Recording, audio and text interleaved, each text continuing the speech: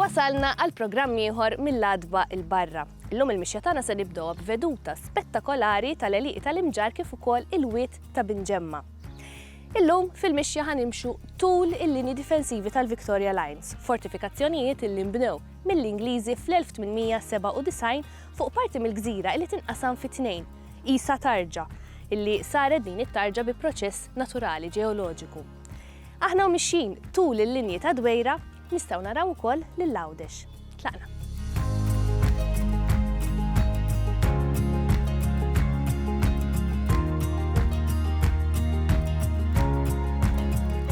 Ħanibdew minn Binġemma, fejn insibu din il-kappella żgħira ħelwa li warajja li hija dedikata lill-Madonna ta' Ħodegitrija, magħrufa wkoll bħala il-Madonna tal-Itrija jew inkella il-Madonna tal-Ittra. Ħodegitrija tfisser tat-triq. Ifhimni Malta intu s-suq naħseb ġieli konna bżonn xi intervent divin, le?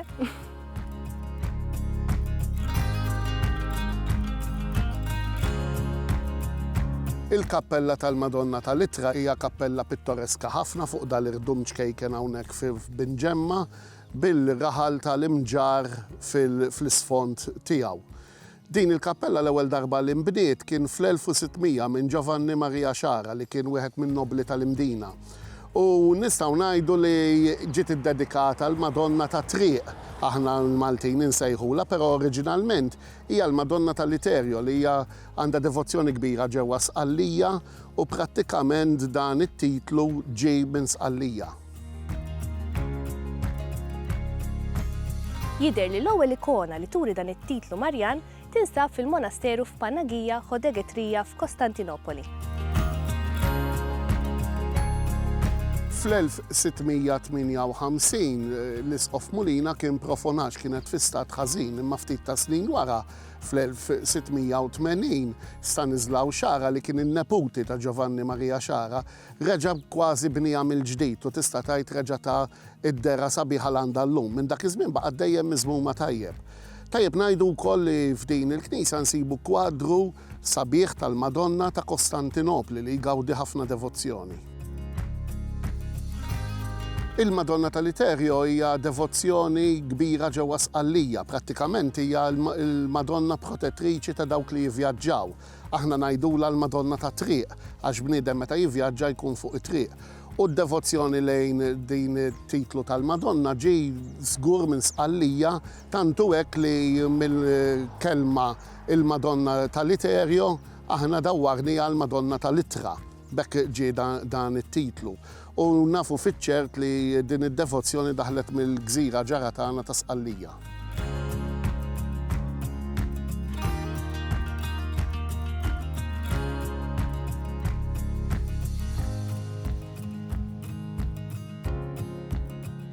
Minn hawnhekk ser naqbdu passaġġ illi joħodna lejn il-wied u forsi diġà tistgħu taraw sensiela ta' oqbra preistoriċi u anki erien illi hawn f'dan is-sit.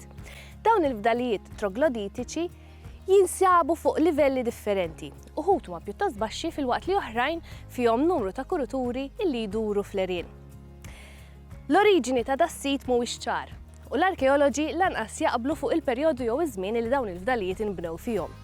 Uħud jgħidu li dawn il-fdalijiet imorru lura għal żmien il-Bronż, oħrajn jgħidu li dawn huma fdalijiet nekropoli puniċi Rumani, fil-waqt li oħrajn jinsistu li dawn huma fdalijiet ta' katakombi ta' ċimiterju Grieg tal-ewwel seklu. Iżda ħaġa waħda hija żgur ċerta illi fil-bombardamenti tat-tieni gwerra dinjija dawn ta' warajja servew bħala post fejn staħbew u nħbew ħafna nies. Tlaqna.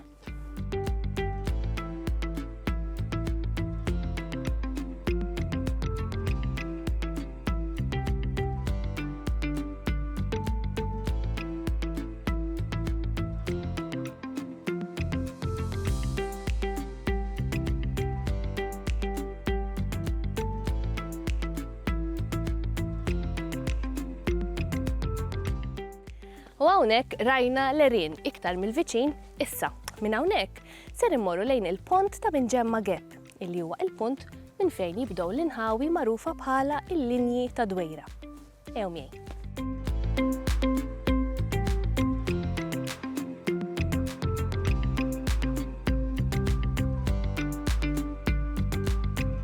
U U hawnhekk wasalna fil-pont ta' Binġemma Gap. Issa minn hawnhekk ser nitilgħu din it-telgħa pjuttost wieqfa biex eventwalment naslu Dwejra. Narakom hemm.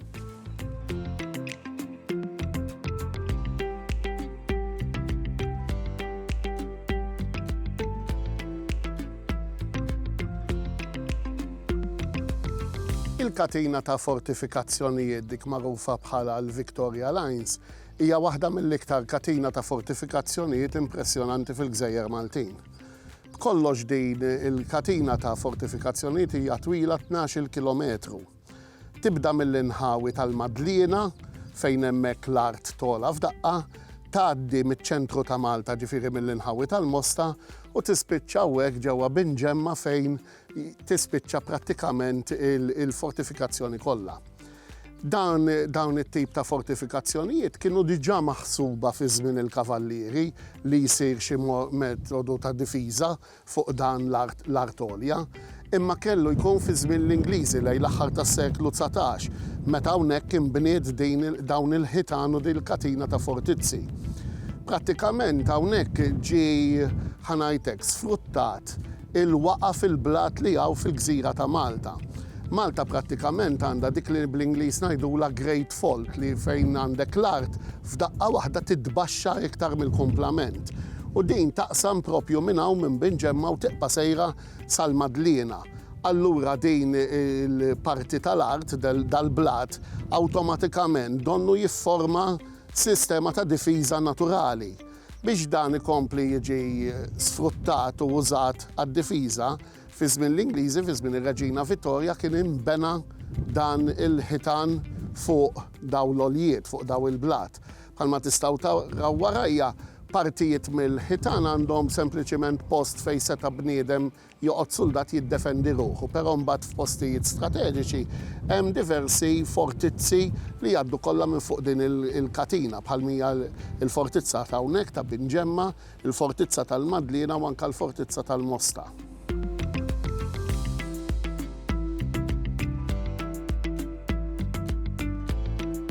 Hawnhekk insibu diversi fdalijiet ta' żmien it-tieni Gwerra Dinjija.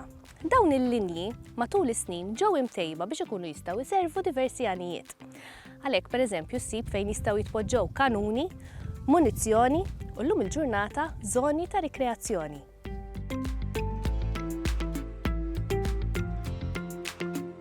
Id-deċiżjoni li jimbnew din il-linja ta' fortifikazzjonijiet kienet ittieħdet wara li nfetaħ dak li ngħidulu l-Kanal ta' Suez ġewwa l-Eġittu. Meta nfetaħ dan il-kanal, il-Gżejjer Maltin saru importanti ħafna x'imħabba li jinsabu f'nofs il-Mediterran u nofs triq bejn Ġibilta u l-Kanal ta' Suez li jitnej kienu jappartjenu l-Imperu Britanniku. Malta tinsab f'nofs triq, allura kienet importanti ħafna għar-rotot marittimi kollha li kienu minn Ġibilta, mill-Istrett ta' Ġibilta, imorru lejn il-Kanal ta' Suez. Allura rridu jaraw l-Ingliżi li żgur ma jitilfux dawn il-gżejjer. Bdew iħarsu lejn kif se jiddefendu iktar il-kosta. Allura naraw li nbnew ħafna fortizzi fuq il-kosta ta' Malta. U din il-parti ta' Malta, speċjalment il-parti ħanajdu aktar naħa t'isfel ta' Malta, kienet l-iktar parti importanti. Il-parti ta' fuq ta' Malta tafu li fiha ħafna bajjiet, bħalmija l-bajja tal-Adira, il-bajjiet ta' Intuffieħa, l-bajjiet ta' Selmun u bajjiet oħrajn, li minnhom kienu faċli ħafna li bniedem seta' armata seta' tinżel u tinvadi l-Gżejjer Maltin. Allura f'nofs il-Gżira ta' Malta rrid jinħoloq din linja ta' fortifikazzjonijiet biex jekk ikun il-każ li xi darba Malta tiġi ssir invażjoni tal-Gżira ta' Malta min-naħa ta' fuq ikunu jistgħu jilqgħu l-invażjoni sa nofs il-Gżira ta' Malta u l-parti tal-portijiet tibqa' protetta taħt il-protezzjoni tal-Ingliżi. Għalkemm dawn il-fortifikazzjonijiet in realtà qatt ma ġew pruvati militarment, però huma kkunsidrati bħala biċċa xogħol ta' militar li kienet inġinerija kbira għal dak iż-żmien li saru fiha.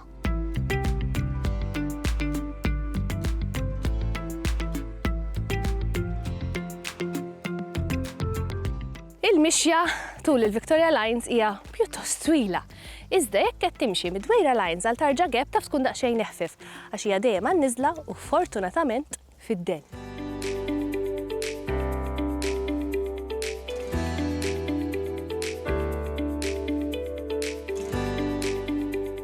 biex jintasal fil-ponta ta' Dwejra jinfirex taħtek in-nofsinhar ta' Malta. Imma tiskanta qegħdin hawn fuq fil-kampanja u xorta waħda jinstema' l-ħoss tat traffiku.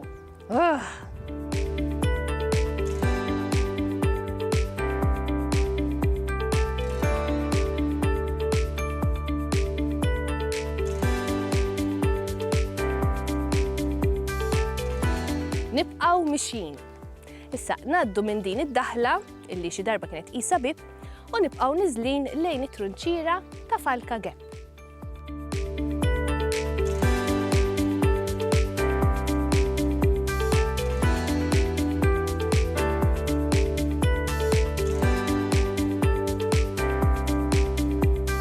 Warajja insibu it-trunċira ta' Falka Gap. Il-bini tagħha jmur lura għal żmien is-seklu 18, żmien l-Ordni ta' San Ġwan. Iżda ftit fadal minn dan il-bini kif qed taraw.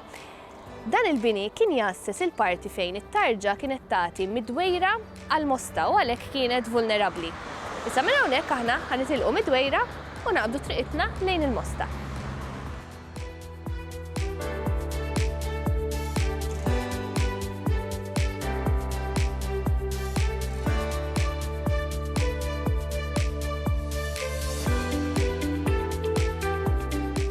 Aħna u mixjin tul it-triq stajna naraw diversi partijiet mit-trunċira ta' Tarġa Gap fosthom din li hawnhekk u fiha nsibu wkoll xi siġar tal-frott imħawla.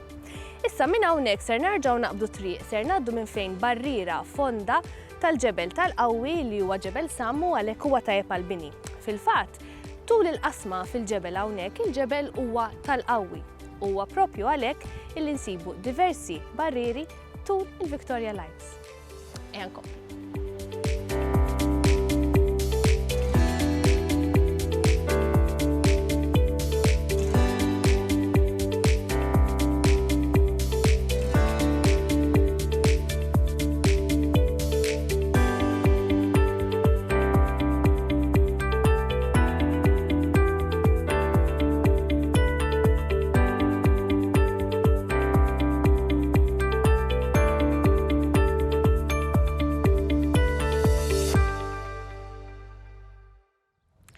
U issa hawnhekk ħdejja qed naraw il-batterija tat-Tarġa.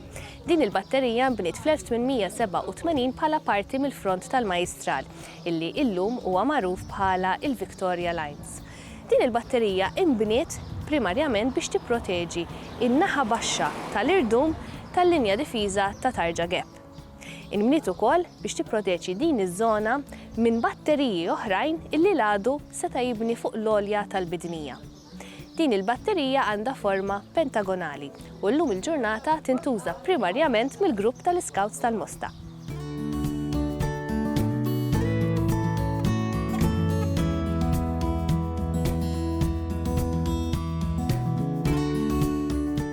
U hawnhekk wasalna fejn San Giuseppe tat-Tarġa, iktar il-qudiem se mmorru il-ġnien l-Arusa tal-Mosta. Tistgħu taraw warajja l-pjanura ta' Burmarrat kif ukoll il-bajjiet fil-font. Warajja wkoll tistgħu taraw pillbox ta' żmien it-tieni Gwerra Dinjija illi llum qiegħda tintuża bħala stage tal-linja. Hekk daqsxejn immaġinazzjoni nistgħu nagħmlu użu tajjeb minn dawn il-postijiet. Issa, ejja nkomplu bil-mixja tagħna.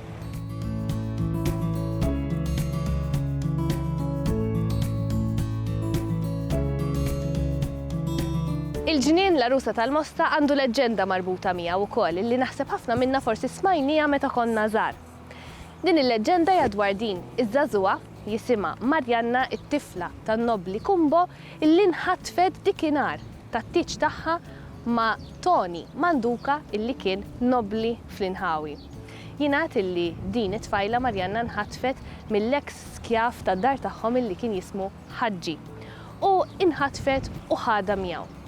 Toni Manduka kien telaq lejn it-Turkija biex jipprova isib lil Marjanna u saba fil-fatt fil-Kastell tas-Sultan. U rnexxielu isalva lil Marjanna bis-saħħa u bl-għajnuna tat-tifla tas-Sultan u reġgħu ġewwa Malta. Però il-leġġenda ma kellix tmiem feliċi għax mill-lider ftit wara Marjanna mardet u mietet. Aw, dawn il-leġġendi, Mawx waħda li tispiċċa u għex u kuntenti għal dejjem għal waħda.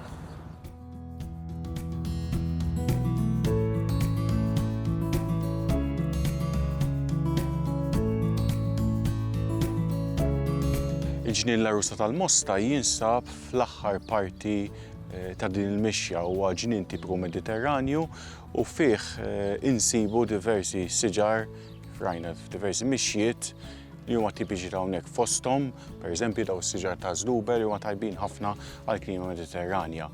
Is-siġar li hawn li tħawlu matul iż-żminijiet kienu ma kinux tajbin għall-ambjent Mediterranju. Hawn diversi speċi li huma aljeni, però dal-aħħar ġew mibdula bi speċi li huma iktar tipiċi. Apparti kif sejna l-Prinjol u anki hawn speċi diversi ta' ballut u anki is-siġar nazzjonali tal-arar, insibu arbuxxelli pa' deru, l-alaternu u anki l-oleandru.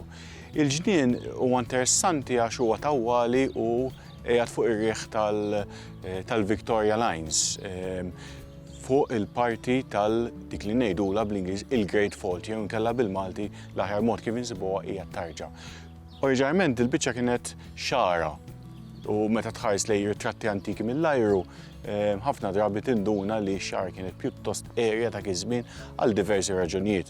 Apparti il-kundizzjonijiet diffiċli li jkun hemm fix-xari, dak iż-żmien fl-antik kien jeżisti ħafna ir-raf, l-annimali kienu jieħduhom hawnhekk u bħala riżultat iqaxxru prattikament kull ma jsibu ħliefa ftit pjanti li kienu inedibbli jew inkella xewwikija jew hekk.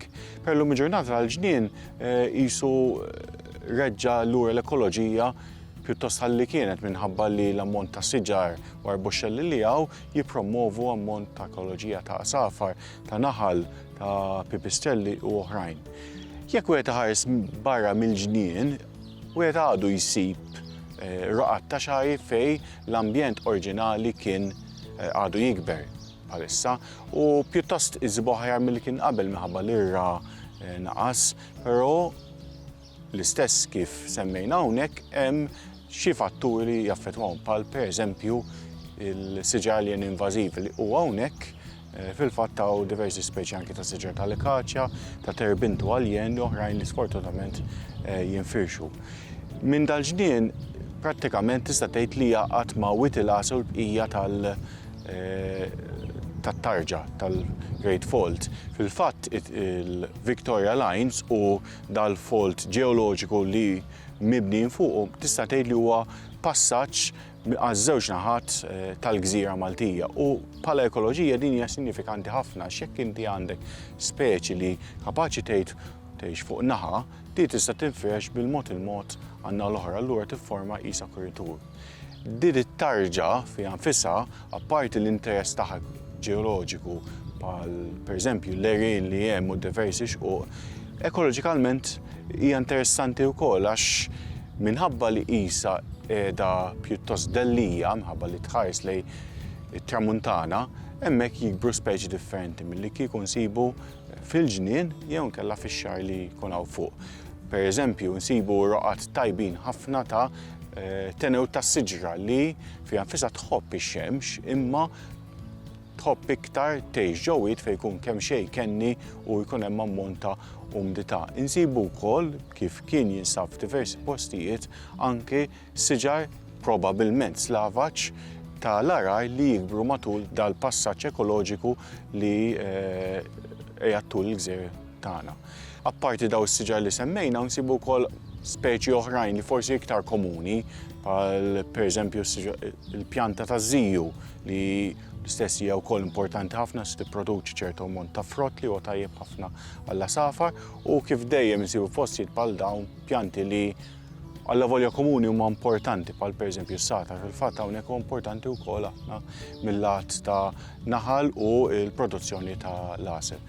Taħt il-Victoria Lines imbagħad hemm il-pjanura li ħafna minnha llum il-ġurnata hija agrikola, però fil-passat, speċjalment kif qegħdin hawnhekk bħal pereżempju Burmarat kien iktar ta' bur li għalhekk kien rik ħafna ekoloġikalment. Fil-fatt mill-Great Fault kif ħanaraw ukoll mixjiet oħrajn hemm diversi widien li jaqbdu l-ilma min-naħa ta' fuq tal-gżira u jnixxuh l-isfel biex hemmhekk jifforma dal-bur li xi darba kien naturali ma llum il-ġurnata minħabba li huwa rik ħafna bħala ħamrija huwa primarjament agrikolu bi ftit widien diversi speċi importanti jikbru fihom.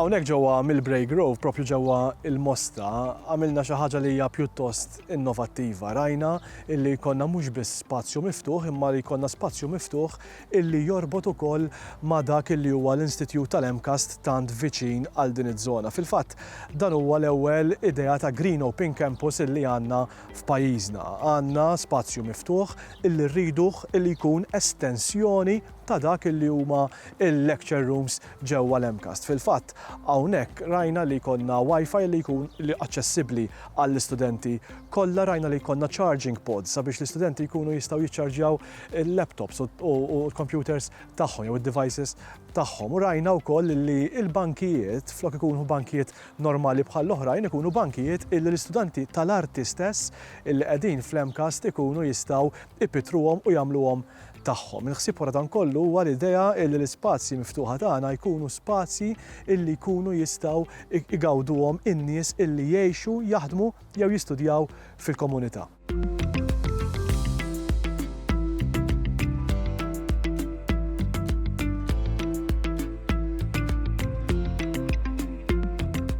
U jiena naħseb illi għallum nistgħu intemmu il-mixja tagħna hawnhekk. U fil-fatt nista' naqsam magħkom il-fatt kurjuż tal-lum. Il-fatt kurjuż tal-lum huwa dan illi il-President Amerikan Thomas Jefferson jingħad illi kien jimxi mal-4 mili kuljum. U dan miet fl-età ta' 83 sena, fi żmien fejn in-nies kienu jmutu ta' etajiet ħafna iżgħar. Allura jidher illi hemm xi tip ta' relazzjoni bejn il-fatt li kien jimxi ħafna u l-fatt li kien b'saħħtu. Insomma, jiena nispera li ħadtu gost timxu magħna il-mixja tal-lum, kellna temp pjuttost sabiħ kienet daqsxejn ziffa, kienet mixja daqsxejn twila, u jiena nħeġġiġkom biex niltaqgħu il-ġimgħa d-dieħla għall-aħħar programm mill-adba l-barra ta' din is-sensiela fejn ser inkomplu nimxu fiż-żona tal-Victoria Lights. Narawkom!